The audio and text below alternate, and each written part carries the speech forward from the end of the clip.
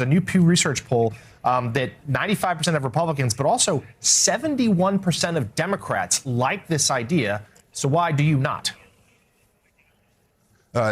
It's Jim Crow 2.0. And I called it Jim Crow 2.0, and the right wing went nuts all over the internet. That's because they know. Wait, did you catch Chuck Schumer's face the second he gets hit with the data?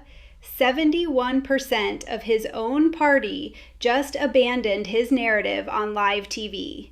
This Jim Crow 2.0 argument is officially falling apart, and the footage proof is wild. Hi. How you doing? Thank you. Thank you. Her first vote. Yeah. Oh, congratulations. Your nationality, your first name? I'm Natalie. Natalie Biden, now voting. It's pretty good.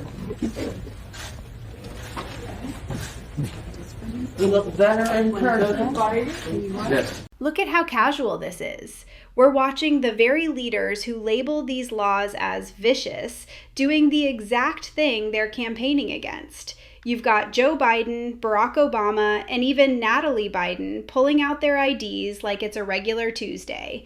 It's a total rules for thee but not for me moment that the mainstream cycle usually glosses over. Notice the body language here.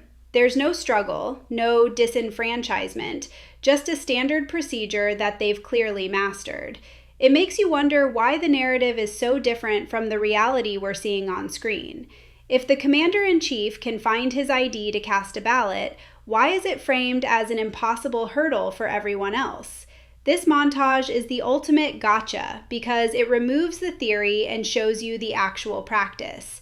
It's just people following a simple rule that apparently 80+% of the country already agrees with.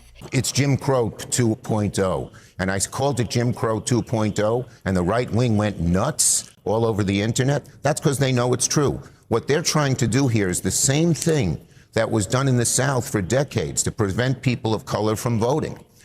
For instance, if you change, you're a woman who got married and changed your last name, you won't be able to show ID and you'll be discriminated against. If you can't find a birth certificate or a proper ID, you'll be discriminated against. This is vicious and nasty. And I said to our Republican colleagues, it will not pass the Senate. You will not get a single Democratic vote in the Senate. We're not reviving Jim Crow all over the country. And when the American people hear what exactly it is doing and what its intent is doing, they're going to be against it as well. Did you see how he doubled down even after the host flashed those numbers? Schumer is talking about marriage name changes and lost birth certificates as if they're the standard experience for every voter. It's like he's reading from a 1960s playbook while the world has moved on to digital everything. The host actually did a great job holding the line here by showing that graphic. When you see 71% of Democrats supporting voter ID right next to a guy calling it nasty, the cognitive dissonance is through the roof. He's essentially saying the vast majority of his own constituents are supporting a racist system. That's a bold strategy for a guy who needs those same people to keep him in office. You can tell he wasn't expecting the pushback to be backed by such a massive statistical gap.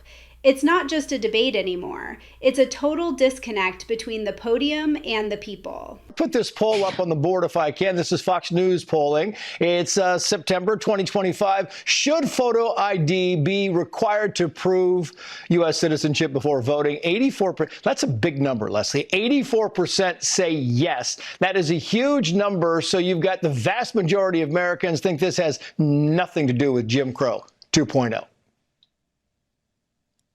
Well, I don't go by the polls, neither does the president. Hello, the Epstein files. But let's talk about what a photo ID to prove citizenship is about. Because if you can't get a real ID, you need to have a passport to prove you're a citizen, which costs currently $165. The people that are being disenfranchised are some of the most vulnerable in our society among our voting population: disabled, veterans, elderly are just 3 examples. Currently, there are 36 states in the United States out of 50 that have some type of voter ID already in place. 1, 2, you're talking about 14 states that are largely blue states. I don't know what Republicans think they're going to gain by that. And then, of course, you have to look at, even the Speaker himself says with the SAVE Act, it's not about voter ID. It's about, that's a separate issue from spending, which is what Representative Luna and other Republicans want to make this a part of. So it's not just about who it disenfranchises. It's about, should this be grouped in with this bill? And there are even Republicans saying that it shouldn't, alongside Democrats. Check out the logic in this panel discussion. One side is arguing that a passport costs $165, so it's a barrier. But they totally ignore that 36 states already have these laws working just fine. The "I don't go by the polls" line is the ultimate red flag, isn't it? It's basically saying, I don't care what the vast majority of Americans think. My narrative is the only one that matters. It's fascinating to watch the pivot from the people want this to the people are wrong in a matter of seconds. They bring up veterans and the elderly, but as we saw earlier, even the military uses cat cards for ID every single day. The argument that it's too expensive or too hard starts to feel a bit thin when you realize we need IDs for literally everything else in modern life, from getting a job to picking up a prescription. We have some here today, and I don't know why they're here, because they certainly don't give us their vote. I certainly know that we're not going to be convincing them to vote for a little thing called voter ID. It polls at 97%.